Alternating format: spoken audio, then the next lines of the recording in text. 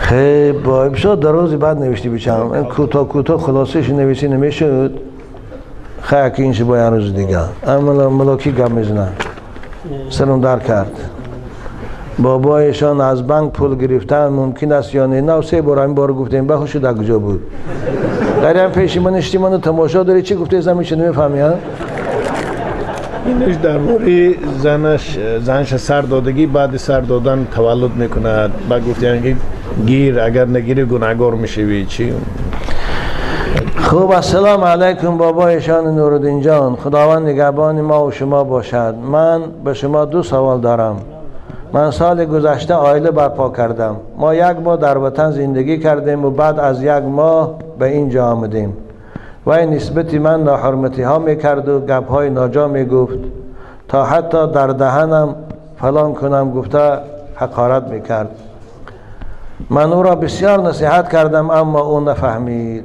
و برادری او آمده او را برد و او بعد از 1 ماه به وطن بازگشت دیروز پیش به من گفتن که زنی تو فرزنددار شده است و تو باید او را گیری نباشد گناهگار بشی من او را 1 طلاق کردگیم و نمیخواهم او را گیرم نه گناهگار نمیشه بشم خوب اگر گیری به خاطر فرزندت شاید اگر اصلاح شده باشد و توبه کند عذرخواهی کند خوب است که همین زنهای فاحشه که در تاجیکستان ما بیوهی که هست کوچه ها پر شده است همانا بس است که با همسر شما هم بیوه شد در کوچه به صاحب موند روز جمعه به نماز آمده نتوانستیم پیشین را با جماعت خوانده میتوانیم یا نه شما مسافر هستی اگر جای شما از شهر دور باشد یعنی از جایی که مسجد جامع از دورتر باشد میتونه که با جماعت خوانه لیکن اگر در نزدیکی های شهر باشد که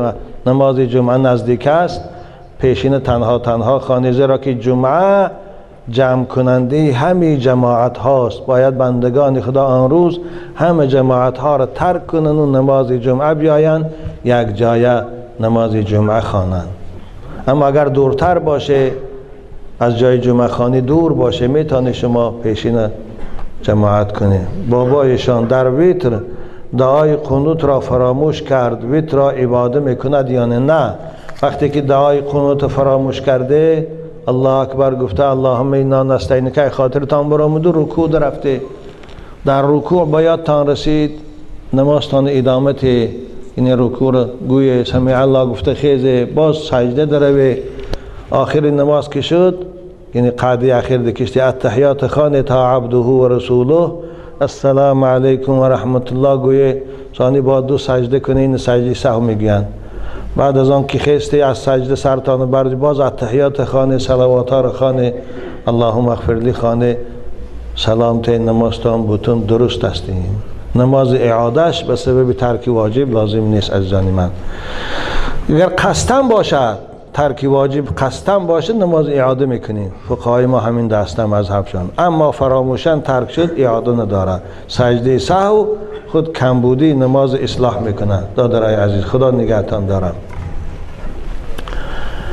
اما یک چیز در اینجا میفهمانم اما کسی الحمد خواند و ضم سوره ناکرده رکوع درفت در رکوع به یادش رسید که ضم سوره مونده است یعنی چیزی که باشد تبد میخواند اذا جاء مونده است این سوره از همون رکوع گشت خیزد راست ضم سوره شکند بالای الحمد چیزی که میداند ثانی با دویم بار رکوع کند به آخر سجده سهو کند یعنی برای خاطر ضم سوره گشته میخیزیم اما برای خاطر دعای قنوت گشته عقب نمیگردیم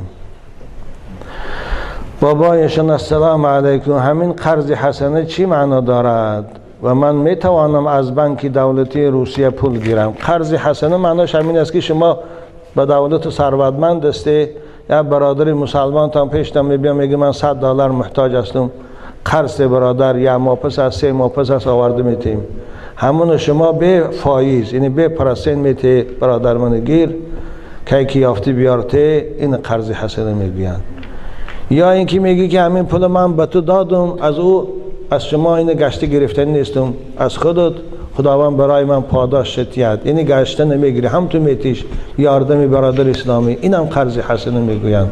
این خیلی ثواب است، زیرا یک سوم قرض 18 ثواب دارد، یک سوم صدقه 10 ثواب دارد. در اسلام قرض ثوابش خیلی زیاد است، زیرا که آدمی که قرضدار میشود پیش شما پول دمی بیاد، وای بیچاره یک بار روش رنگ و روش میکند، یک بار خجالت میشود، تاجیکی کردگون یک بار به مردن راضی میشد و پیش یک کس میره میگه برادر من $100 قرض ده، هم تا است خیلی زورش میبیاد.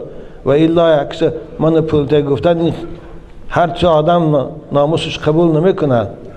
انا به خاطری ان همین که وای خیلی حقارت دارد، کسانی که جوان مردی کرده باز او را ناامید نمیکنن و او را یک بار شکست خاطر نمیکنن، با داشتگیشان برآورده میتیند. خدا به هر سومش 18 ثواب میتیند. قرض دادن بسیار ثواب است، لیکن مع الاسف بازم میگم مع الاسف امروز بسیاری آدم ها قرض میگیرن و در فکری دادنشان نیست. قرض میگیرن و دیگر نمیتیند. بنابر امروز دیگه آدم ها از قرض دادن هراس دارن، زیرا بسیار آدم ها رو من میدانم که ده ها و صدها هزار پولشان قرض گرفتن، آدم های خوب قرض گرفتن تا امروز نمیتیند، یا دادن نمیخواهند یا داده نمیتانند و همین دیگه از قرض دادن بیچاره قیمه شده هستند. بنابر یه روایت دم و فی القرض اتلاف، قرض دادن مال این تلف کردن مال است.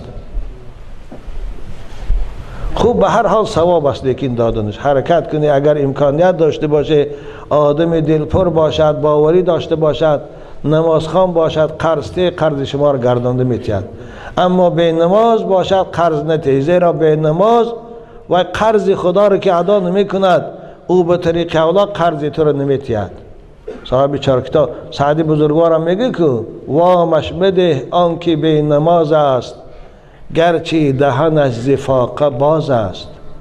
وام گفته قرض میگن، وقتی که نماز نمیخوانه و این قرض نته، اگرچه محتاج زیاد هم باشه، زیرا که او از قرض بندگی خودش در پیشگاه خدا پروا ندارد. او قرض بندگی که هیچی کاری نیست، طهارت کرده رو که نماز خواندن است همون نمیخواد کند و با او قرض تو رو گردانده میتید، او نمیتید. او فرصت یافت میگیره زمختی برفت.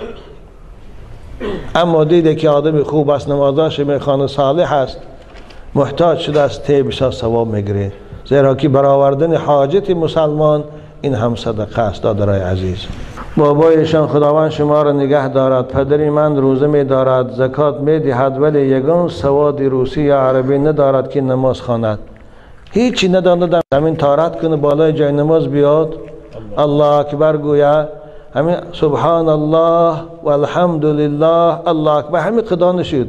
اگر همین هم ندانه، الله اکبر گویا، سبحان الله سبحان الله سبحان الله گویا، از رکوع دروا میشه، نمازش درست است. خدا زاید، زیرا تکلیفات بندگی به قدر طاقت و اندازه است. لا یکلف الله نفسا الا وسعها. فتوا ها میگه یک آدم هیچی نمیدانه، پیر شده است، کمپیر است یا موسفید است یا ذهنش خوب است، ذهنش کند است، یا خاکی فراموش خاطری زیاد است، دیگه نمیتونه در حفظش. من ولی بچه هستم، عصبام اونقدر خراب شده است که خیلی چیزایی میدانستم فراموش کنم. الان یا نظمه در کیسم یا هفته دو رو خط است، میگیرم عیاد کردش نمیتونم. او فراموش خاطری اکا عصبا و وظیفهشان دیگه سوس شده بوده، تمام شده بوده. بنابراین البته موسفیدا آدمایی که فراموش خاطرن و کلانسال هستن، اونا دیگه نمیتونن عیاد کنن. بنابراین اسلام اونها را اجازت میده که طهارت کنن، بالای جای نماز بیاین، الله اکبر گوین، سبحان الله سبحان الله سبحان الله گوین، الله اکبر گفت رکوع دارن. در رکوع هم همین سبحان الله گوین اگر سبحان ربی العظیم ندانن. در سجده هم همین سبحان الله گوین اگر سبحان ربی الاعلا را ندانن.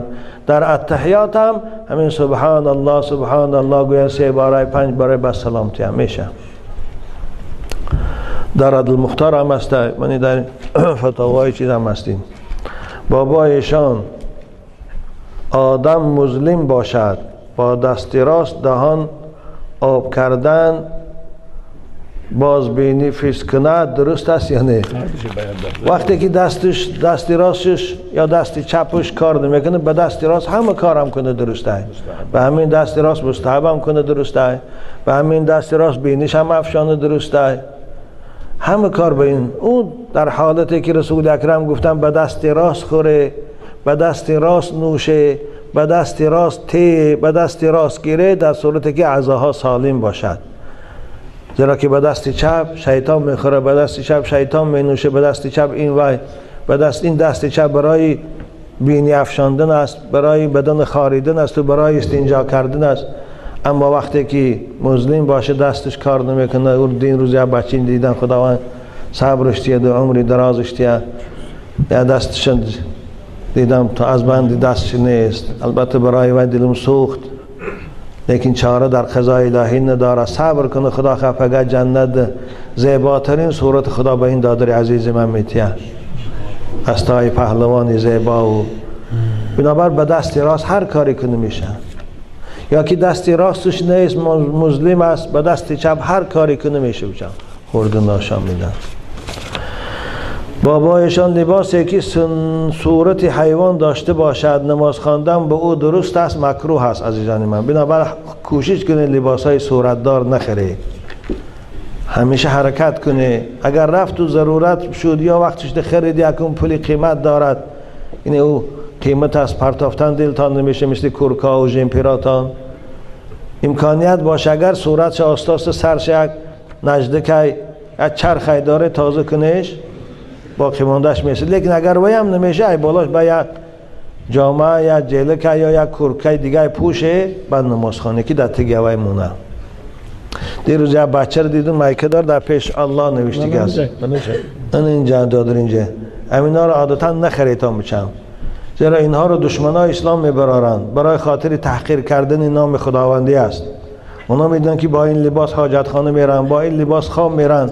حتی به این حد اونا رسیده هستند که در زیر بعضی کرساتگاه ها نام الله نوشته هستند.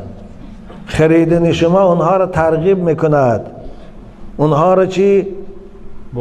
بازارشان گرم میکند. بنابر شما همچون مسلمانی با ناموس اینها را بایکات اعلان کنید. این پوشیدن این ثواب نیست، پوشیدن این زیباگی نیست، این تحقیری به نام خداوندی است. اینا از دولت‌های اسلامی برآمدگی نیستند. اینها را دولت‌هایی میبرند که مقصدشان تحقیر کردن خداست، تحقیر کردن پیغمبر است، تحقیر کردن مسلمان است. همونها میبرند. بنابراین نخریدن بچهای خوشرو. وقتی که نخریده بازارشان که کساد شد دیگه نمیبرارن. بابایشان همین مردم مسلمان در ناس کشیدن ممکن است یا نه؟ کشیدن که کیفت بریاب چند گرم نشیدن در اینجا زیغ میشه آخی. نکن پاپیروس نکشه، پاپیروس خوب نیست. ناس اگه این خمار داره اولش که جوانای خوب عادت نکرده باشه نکشیدن، نه ناس شکشه نه پاپیروس شکشه، زیرا که دنداناتان بدبو میکنه، زرد میکنه، دهانتان بدبو میکنه، بالای این با چند ناراحتی های دیگر دارد. نکشه. از کراهت خالی نیست. ناس و پیاز خام و چسناک و من این راشک و بعضی علفای بدبو هستند. اینها را پاپیراس و اینها را نکشیدنشان مکروه است عزیزان من. بدبو هر چی که بدبویی دارد مکروه است. در رسول اکرم گفتند فإن الملائکه تتعذى مما يتعذى عنه الناس. هر چیزی که مردم از بوی ناخوشش نفرت داشته باشد ملائکه های خدا از او نفرت دارند. بنابراین لیکن اگر رفتی شما بعضی عادت کردگی هستی، مثلا در اینجا زیغ میشه، گاه عصباتان خراب میشه، یعنی خسته میشه، هم یا گردن ناسته که زبان تا میپرته کیف میکنه، به هوای خودتان کین در کجا حساب میکنه. به همین قدر قناعت کنه ما هیچتان نمیگیم. نگه ایوای بالاهاش خودتان نگه داری بچه خوش رو. من از شما راضی هستم که همیشه هم نکشی. اگر من دوست میداره از من پیروی میکنه، حرکت کنه، همیشه هم بس کنه، خدا خواه فایده میکنه بچم. بابایشان سوال من چنین است: پدرم در سال جنگ 92 کشته شد و یگان حکم شهیدی دارد، چون که یک دهقان بود در حق پدر من و استادم ایشان سید اشرف داد. آره او شهید اعلی عزیزان من. هر کسی که مسلمان باشد بیگناه کشته شد به خاطر زمینش، به خاطر خانهش، به خاطر پولش، به خاطر دینش، به خاطر ریشش، بعضش به خاطر دوست داشتن علماها، طرفداری از علماها. همین ها شهید اعلی هستند. اونها شهید هستند که انشاءالله برابر شهدای زمان رسول اکرم محشور می شوند. افتخار کن که پدرت این درجه رو یافتگی است. خدا خواه پگه شفاعت تا میکند. خدا رحمت کنه، ایشان سید اشرف هم جاش جنت کنه، فرزند داشت عمر دراز و پیروی خودش نصیب کنه. بابای ایشان در حق من دعا کنید، به نزدیکی توی دارم، قشلاق اوچخون. خدا تویت مبارک کنه دادر عزیز و خوشبخت شوی، با عروس و زندگی خوش نصیبت کنه. و همین جوانایی که زن ندارن خدا اینها را به توی رسانه، به این شب خرسندی که بهترین شب عمر هر جوان پسر و جوان دختر است. خدا اینا را رسان. من از شهر قرآن تیپه هستم، بابا مخلص شما. 3 سال شد آیله دار هستم. در حق هم دعا کنید خداوند صاحب فرزند شوم و در دین اسلام مثل شما بارین خدمت کنه. خداوند دادر عزیز ما رو فرزندای صالح و اهل توفیق و خدمتگار دین و اهل علم خدایا نصیب شد. آمین رب العالمین. وقتی عصر انشاءالله وقتی اجابت دعای خدا دادر عزیز به مقصود رسانده و دیگر دادرها و خواهرایی که در انتظار فرزندن یا در انتظار پسران خدای اونها را هم فرزندای صالح پسرای اهل قرآن نصیبشان کن. همیشه دعای حضرت ابراهیم کن دادر عزیز. حضرت ابراهیم خدا قرآن به ما حکایه میکن، رنگ شما بے فرزند بود، همین دعا را میکن رب هب لی من الصالحین، رب هب لی من الصالحین. خدایا به من فرزند صالح نصیب کن. نماز میخوانی وقتی که 3 بار سبحان ربی الاعلی میگی یا 5 بار، بعد او همین دعا را کن رب هب لی من الصالحین، رب هب لی من الصالحین. 3 بار گو، گاه آب دیدت بیاد، انشاءالله او دعا اجابت میشه. چگونه حضرت ابراهیم خدا اجابت کرد. حضرت زکریا هم خدا حکایه میکنه، او هم مسافر شده بود، فرزند نداشت. در محراب عبادت آمد و در بالای جای نماز دعا کرد. هنالک دعا زکریا ربه قال رب هب لی من الصالحین. آیت کریمه است، اگر من فراموش خاطرش نمیشم. ان دعا کن خدا خواه انشاءالله فرزنددار میشیم. بابایشان سوال من همین است. 3 برادر در یک خانه زندگی میکنیم. یک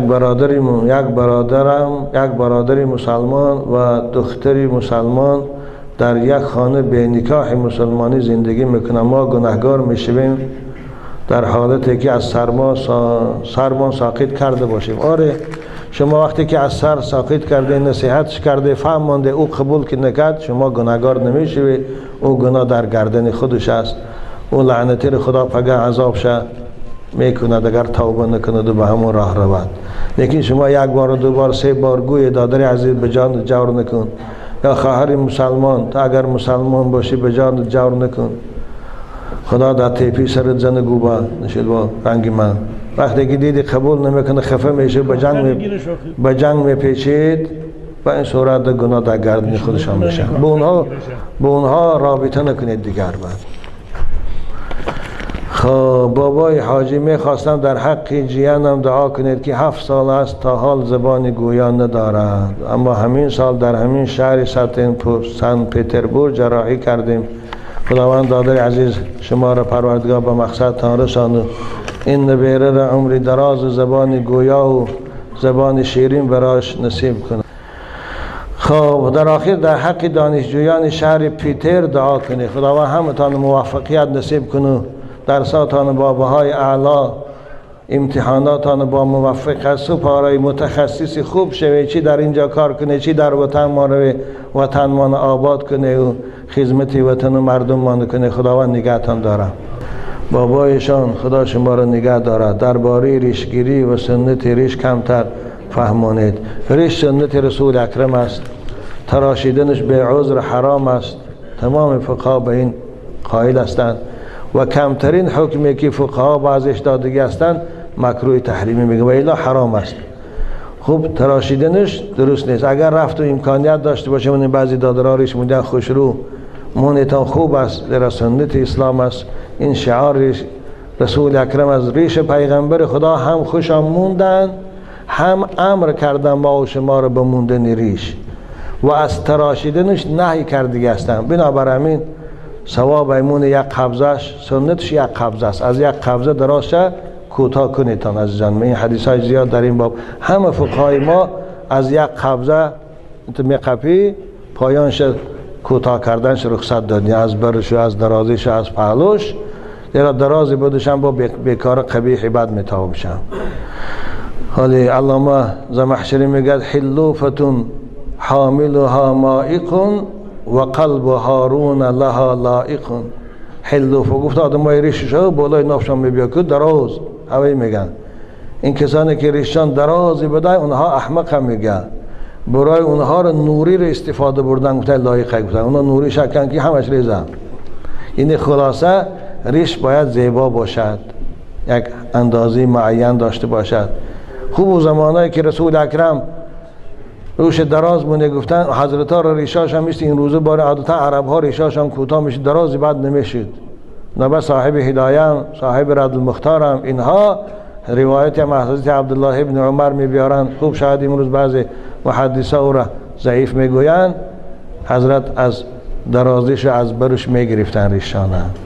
بنابر همین ریش عزیزان ممنونتان، خصوصا کسانی که از 40 و 50 بالا رفته دیگر که شما را هیچ کس نمیخنده. شاید این بچه های یا آزار شانتیان، بعضی ها مثلا در راه ها ملیسه ها یا که مثلا در مکتب در دانشگاه ها معلم هاشان خوب اینا یک عذر شاید معذور با. اما شما که بازم میگه از 40 و 50 بالا رفته عزیزان من، کسانی که ریشاشان سفید شده ریشاتان دیگه نتراشه، زیرا تراشیدن ریش گناه است، گناه است.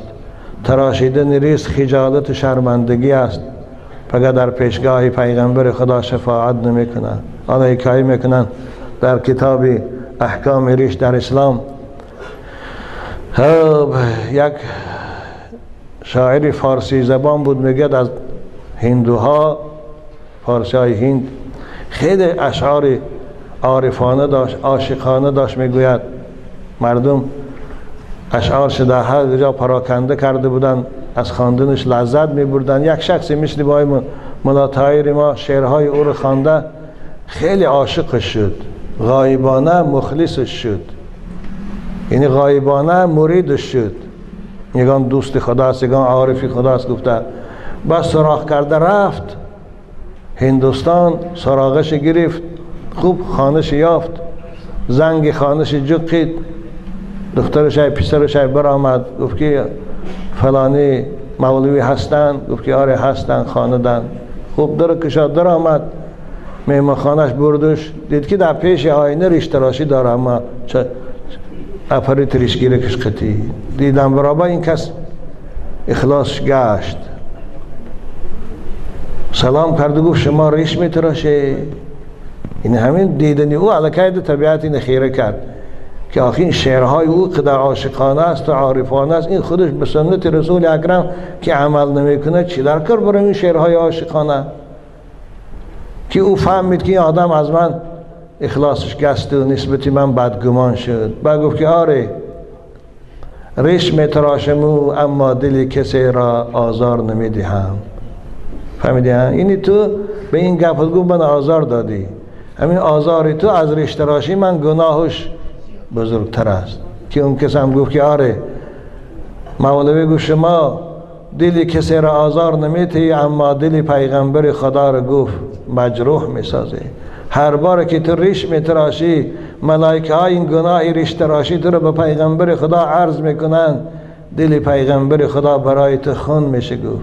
همین گپ گفته بود که آب از دیده های این مولوی جاری شده،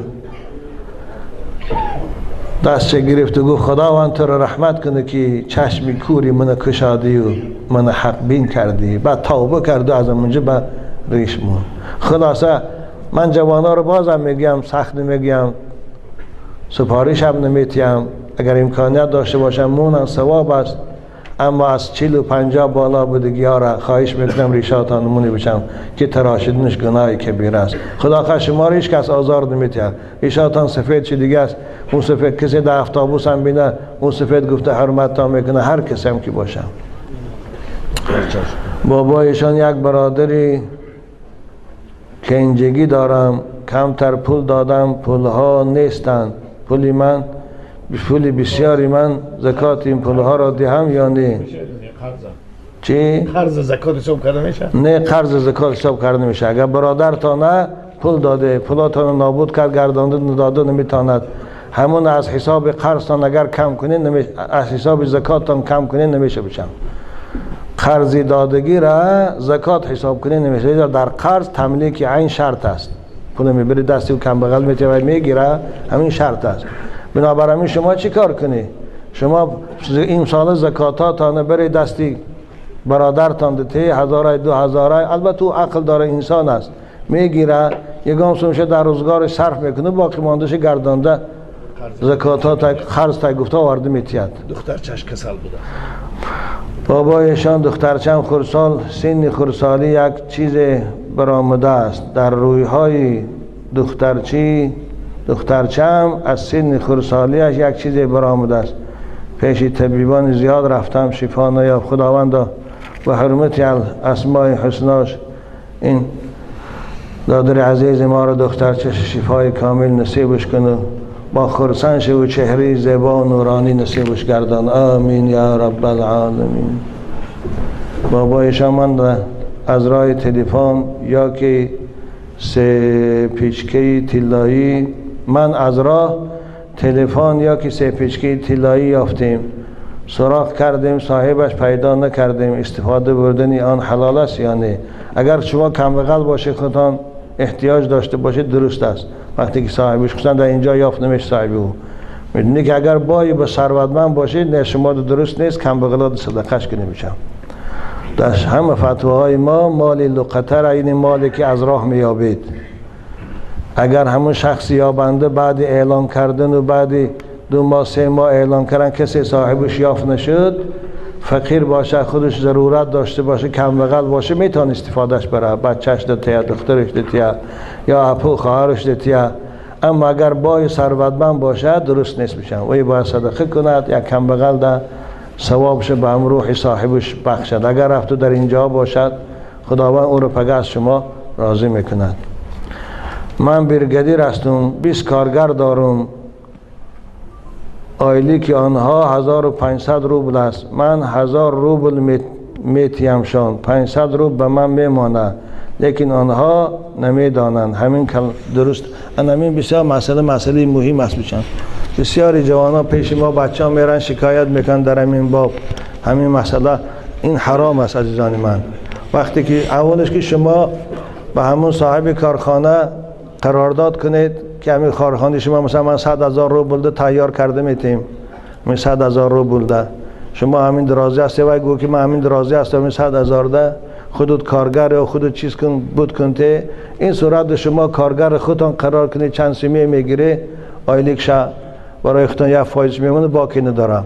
یا که همون کارگرها رو که میگیره شما گویی که من همین کارخانه پولش همین قست، هر کدام شما در هر ماه همین 2000 سامانه میرسد، لیکن من به خاطر کاریابیم، به خاطر من دوادو میخوام 300 از گیرم، شما راضی هستی یا نه؟ و اگر گان که راضی هستیم این صورت هم حلال است. لیکن اگر رفتو اونها رو سیر باینتی از رئیس خوجین برای هر کارگر 2000 گیره و اونا رو نفهمیده 500 سه بجا کنه 1500 تا، این حرام است. این خیانتی در حق برادر مسلمان میشه. این کارا رو نکنه. بازم میگیم شما آشکار گویی همون کارگرایی که داره برادر، همین کار من تو یافتم، شما رو من به کار تامین کردم، همین ماه هر ماه حق شما همین است، از همین لمی صدارش من خودم میگیرم، شما راضی هستی یا نه؟ راضی باشن خوب، راضی نباشن جوابش ده با کارگر دیگر گیر، یعنی میشود. اما فریبشان نکنیم، این خیانت است. خدا خیانتکارا رو دوست نمیداره. بالا این شب دیروز همینجا من یه مکتوب دستم افتید، در این ماشین بردم سانیک بینم مکتوب در کیسه من انداختم، خانه رفتم خواندم. مکتوب شکایت بود از بالای بعضی بچه های ریشدار که حضرت ایشان منم بجده بعضی بچه ها هستن ریش دارن، حتی مسجد میرن نماز هم میخوانن، اما شبها 2-3 نفر شده خانه های ما میدراین، جای خوابی ما، تلفن همونو به زور میگیرن، پولامونو کشیده به زور میگیرن، ما رو تحقیر میتونن، اگر ایگان چیگه میزنن. من در این باره چی گویید؟ من گمان نمیکردم که در این سالهای آخر این تو بچه ها باشن. اگر رفت و باشد در بین شما، در همین لیدنگرید شما هم تو بچه ها، خواهش میکنم از این کار دست کشید، زیرا که خداوند انتقام ویار از شما میگیرد. او تلفنی که از اونها شما میگیرید یا او 1000 و 2000 سومی که از اونها میگیرید و شما در آش بدن نمیشود، خدا 10 برابری وی از شما میبرارد.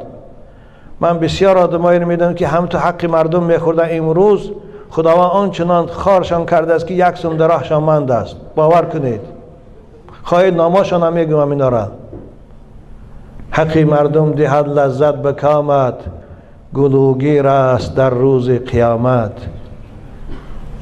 پگه گلوت میگیرد، پگه کشتلت میگیرد، پگه نمازخوان باشی ثواب نمازات خداوند اول رویانده به او بیچاره میتید. اگر نماز نداشته باشی گناههای وی خداوند از گردنش ساقط میکنه، بالای تو دوبار میکند، تو روز جزا داری. مرگ برای تاجیکی که تاجیکی خودش تحقیر میکند، مرد جوان مردی که تاجیکی خودش حقوقش پایمال میکند. مرگ بر این تاجیک، مرگ بر این مسلمان. مسلمان باید دست برادری مسلمان گیرد. مسلمان باید مسلمانی برادرش یاردم کند. مرتبار پهلوانه که حق حساب دیگران زندگی کنی. دستات نشکسته است، هم رنگی او کار کن. او بیچاره از خانهش آمده است، کودکاش در اونجا محتاج، پدر و مادرش محتاج، همسرش چشمش شار که شوهرش 2 سوم کار میکنه روان میکنه، تو ایلایم جوان مرشی پولی وی بزرگ میگیری. وای کجا رود؟ آهی مظلوم خواهی نخواهی میگیرد. لبی خشک مظلوم را گو بخند. شما مظلوم ها خنده کنید، دعا کنید، خداوند دندان این ظالم ها رو میکند، در همین دنیا خارشان میکند، در همین دنیا جوانمرشان میکند، در همین دنیا محتاجشان میکند. والله 10 سومه که از شما میگیرن 1000 سومشان از دست میتین. اینو فراموش نکنی. من نفرت دارم به او جوانی، به او تاجیکی که تاجیکی خودش تحقیر میکند، تاجیکی خودش آزار میتید. یهودی ها امروز به وحدتشان دنیا را در قبضشان گرفتند. صدقه جوان مردی شوند. مراد هم خیلی جوان مرد. رسول اکرم جوان مرد، جوان مرد داره میگن که من سلم المسلمون من لسانه و یدی. جوان مرد مسلمان همون جوان مرد است که دیگه مسلمان ها از ضرر زبان او، از ضرر دست او امین میمونن. حرکت میکنه دیگران دو فایدهش رسد نه زیانش. این مسلمان میگوید اتقی دعوت المظلوم. رسول اکرم میگه از دعای مظلوم بیچاره، از دعای مظلومی بی پشت و پناه، از دعای مظلومی که شاید ضعیف و ناتوانه حذر کن، فانه لیس بینها و بین الله حجاب. بین دعای او بین پروردگار پرده نیست و اجابت میشد. روز خونی جگرت میخوری. نکنه بچه های خوش رو شاید تا امروز کرده بس کنه توبه کنه، با یک دیگر جنگ نکنه، یا دیگر تان احترام کنه، یا دیگر تان دوست داره. از خدا طلب کنه، رزق روزی را از خدا طلب کنه، کار کنه، خدا به شما هم رزق میتید. حق مردم دهد لذت به کامت، گلوگیر است در روز قیامت. حذر کن از حق مردم بود خاص، در آید عاقبت در دیده کس. بنابر رسول اکرم گفتن اتدرون من المفلس من امتی. حدیث صحیح است، بخاری است. میدانی که کم بغل و محتاج و خجالت و شرمنده در بین امتی من کیست؟ مفلس گفته کسی را مفلس هم میگن. اینه کسی را میگن که همه مردم او را ناداریش ده، کم بغلیش ده اعتراف کردگی است. قرضدارا هم برای پول دیگه پیش نمیرن، میگن چی دادگی هم برای حاجت دیگه پیش نمیرن. اینو به کویری میگن در اصطلاح. اصحاب گفتن یا رسول الله مفلس مفلس ما کسی رو میگیم مفلس، کسی رو میگیم که از کسی پول قرض گرفته است دیگه داده نمیتونه، جای کار ندارد، منبع درآمد ندارد. خوب عقلش کم شده است، دست و پاش کار نمیکنه دیگه، داده نمیتونه، قاضی او را کاغذ داده است که از این دیگه طلب نکنی حق تانه، خدا حق شما را از این روینده پگه میتید. اصحاب اینو پوشتن، حضرت نه این من در نظر ندارم، مفلسی امتی من همون کسی است که نماز میخونه، مسجد میبیا، روزه میگیره، زکات میتیه، حج میره، کارهای خیر میکنه، اما با وجود این کارهاش یک آدم حقارت کرده است بیگناه، یک آدم زد است به مشتی زور، این باکسیار است یا شتنگیست است، یک آدم حقش بزوری کشیده گرفته است، کتیشک شای، پیاز شای، سوزی شای، ماهی شای کشیده گرفته است، ثانی همونها را راضی نکرده و نبخشاند، پیش خدا آمد، مرد رفت، همینا میمورن یه روز. سرکشانی که میکردند و دعوای منی، دیدمش در ملک خاموشان که مشتی خاک شد، یا لغت میزنی در خاک قبرستان را کله میپره، شاید مثل این پهلوانا بود، مثل همین راهزنا بود، امروز کلش پوسیده رفت. سرکشانی که همه کردند و دعوای منی، دیدمش در ملک خاموشان که مشتی خاک شد. همونا را راضی نکرد و رفت. حالا عزیزان من، بچه های خوشرو، کسانی که آزارشان داده از روی جاهلی تان داده، امروز اونها را راضی کرده ممکن است، پیشان رو عذر خواهی کنه، اونها انسان هستن میبخشن شما را، اما راضی نکرده با غرورتان همون ایستادن گریده به اونجا ذاتی هسته که غرور شما را میشکند، بینی تان در زمین میشکد، در پیش مظلوم و سرخم میکنه. او را دشنام داد، راضیش نکرد، خدا اونجا رویزیه میکنه.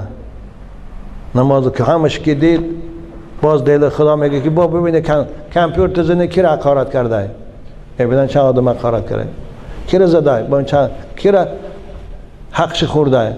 خوب خدا میگه که حقای نرویانده تی، این نمازش میگیرن، کسی را دشنام داده میتین، نمازش که تمام شد از زکاتای دادیش میگیرن، کسی را حقارت کرده میتین، ای حجش از کارهای خیرش کسی را حقش خورده میتین، آخرش میبینن که کارهای خیری کردگیش تمام شد، تمام دعواگر بالاش دالی هم هست. خدا میگه که گناه های وی برداری بالا اینده مونه. این حدیث صحیح هست، این پیغمبرتان گفتگی است. او مظلوم میره خندان به بهشت، این که دعوا داشت در اینجا غرور داشت، نماز میخواند، مسجد میرفت، به خاطر این ظلم کردیش میره به دوزخ.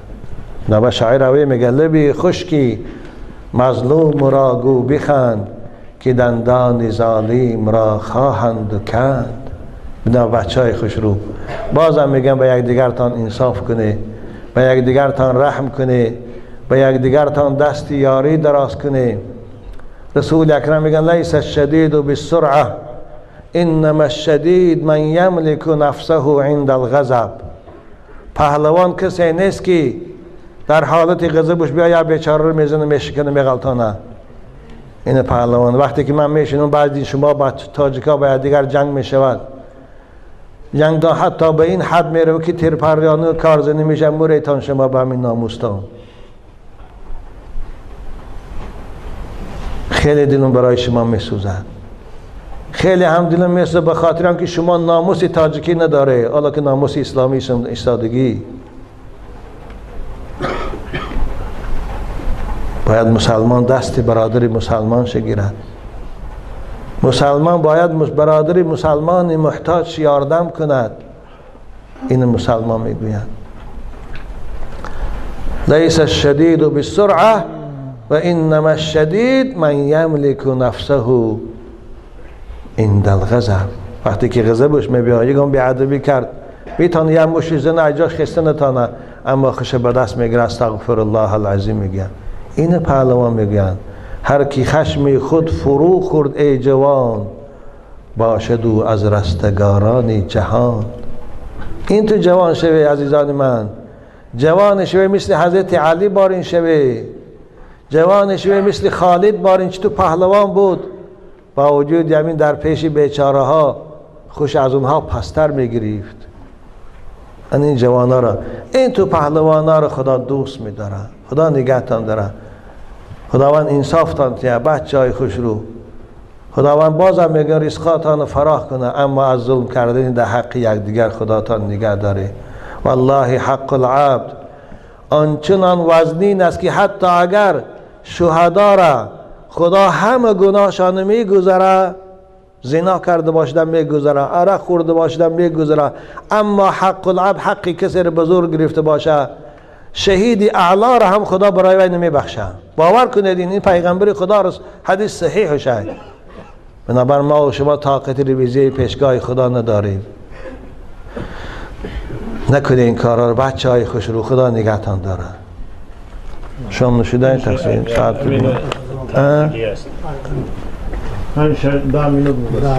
بابا ایشان الحمدلله. السلام علیکم.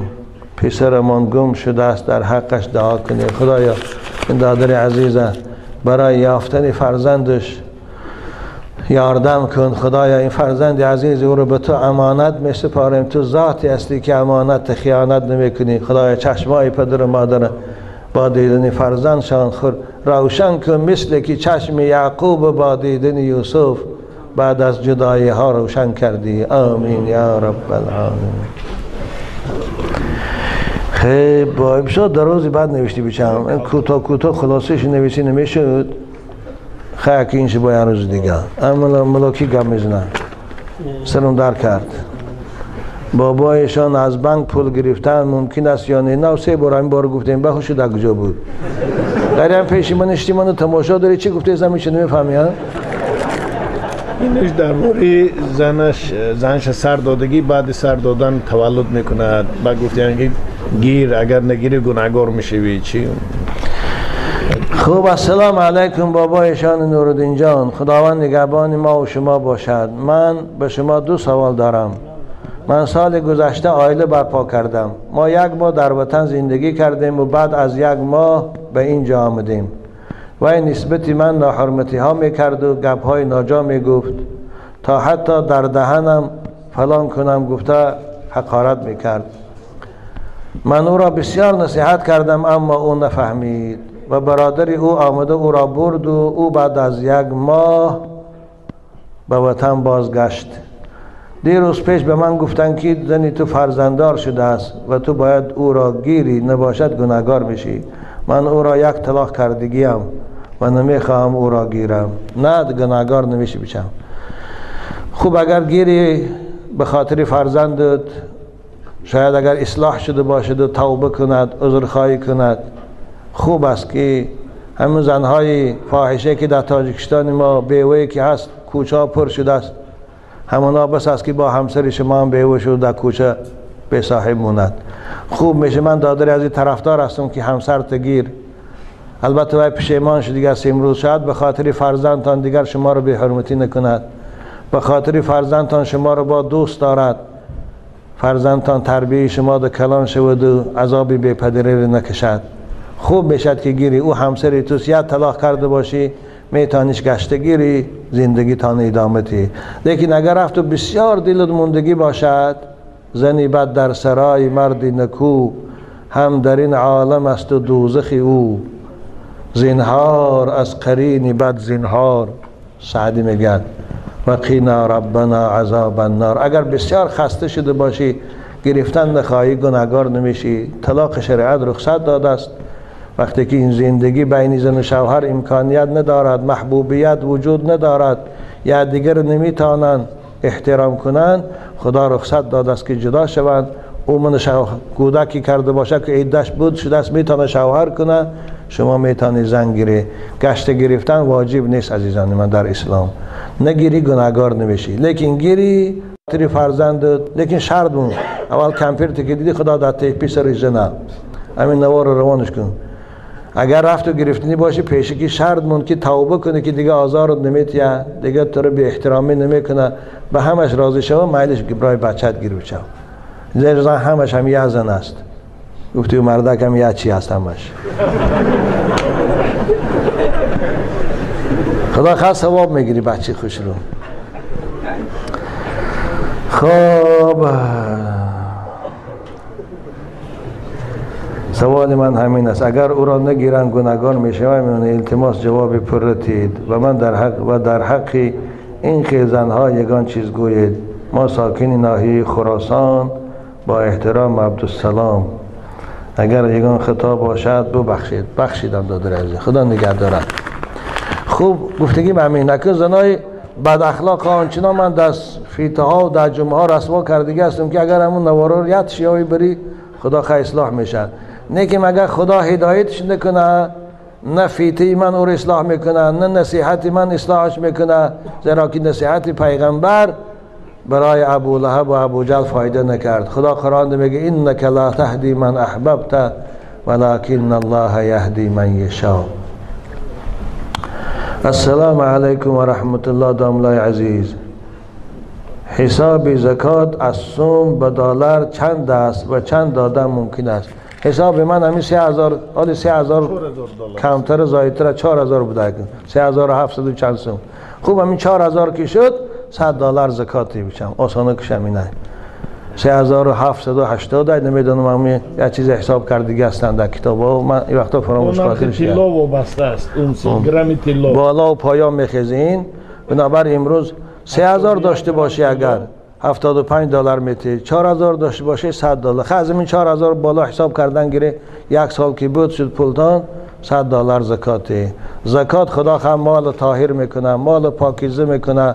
زکات سببی خوب در پیشگاه خدا صاحب مقام عالی شدن است. یعنی همون شر رو همون مصیبتی که مال و ثروت برای انسان داره زکات او رو تازش میکنه. نباید زکاتات هم طیب بشن. خدا نگهتان. هیچگاه به $100 زکات دادن شما کم بغل نمیشه. این روز بای بچه های ما یاد رستوران دارن $400-500 دیشتگیشون میخورن. زکات خدا خواهد مال شما رو برکتش زاید میکنه. خدا نگهتان داره. داوی بالا بوده.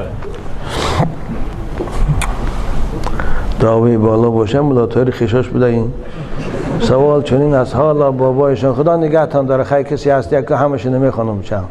سوال چنین است، حالا نفرانی هستند که در همین شهر عائله برپا کردگی هستند. در یک خانه از بین پرده، از یک طرفی پرده زن و شوهر، از طرف دیگر پرده نفرانی نامحرم زندگی دارند. خوبه که این ضرورت هست دیگه چطور کنیم بچم. اونا رو زور آمده. البته ای مستیشان این کار نمیکنن دیگه، علاج ندارن بیچاره.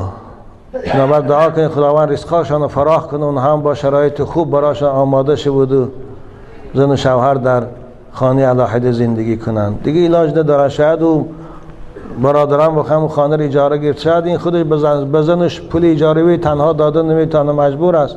نبا هم پردم که باشه خیلی آرام خواب میره. هیچ گم دی قرار که خواره او بیچاره رنگ خودت باشه بیفره میشه 10 ساعت کار کنه میره میغلطی خواب میبره. قور میفهمی چی گپای ده کسی پرده خیلی که به بسیار ضرورت کشی شما روزانه کار میره و گشته میگریزه میره و کارش میکنه. خیلی این نخور بچم. خدا نگه دارد. دعا کن خدا رزقشان فراخ کنه و خودش به عصا معلوم باشد، به عصا راه دهان معلوم باشد کور را گفته و خودش راش میابم. اینش درازی بده. من این نمیخوام این چشمام میشه. در بوره مسجد تو در بوره اینجاست. هی بای خیر. السلام علیکم بابایشان. قدم های شما مبارک شما نور چشم. با رازگی حق تعالی و حرکت های زیاد اکای عبدالستار این مکان همچون نمازگاه نصیب ما مسلمانان گردید. شکرانی به پایان از الله بزرگ که در میان ما مسافران برادران صاحب علم و پیروان شما به مانند داملا خیرالدین و داملا طاهر و داملا ابراهیم و دیگران هستند که با امر معروف و با دعوت و گفتار تأثیر بخششان که خود شما شاهدی شماری زیادی نمازگزاران هستید، روز تا روز صف نمازگزاران زیاد می‌گردد. خداوند اینا رو نگه داره. پروردگار زباناشان گویا کنه، علم با عمل نصیبشان کنه، با قطار عالم ها و داعی ها روز قیامت یک جای محشور شوند. مقصد از آن که در موسم برف و باران در آینده هنگام نمازخوانی نمازهای عید و جمعه شاید به همگان جای بسیط نکند. در یک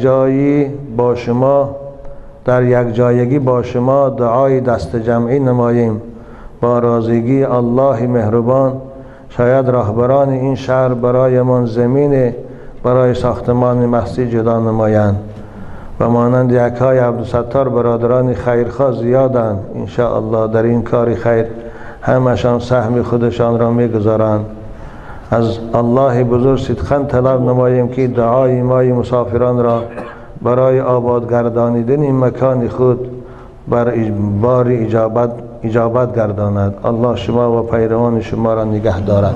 دعای خوب کردی دادر عزیز. انشاءالله امید دارم که خداوند این دعای شما را اجابت میکند و این حکومت دارا را که خودش مقلب القلوب است دلاشانده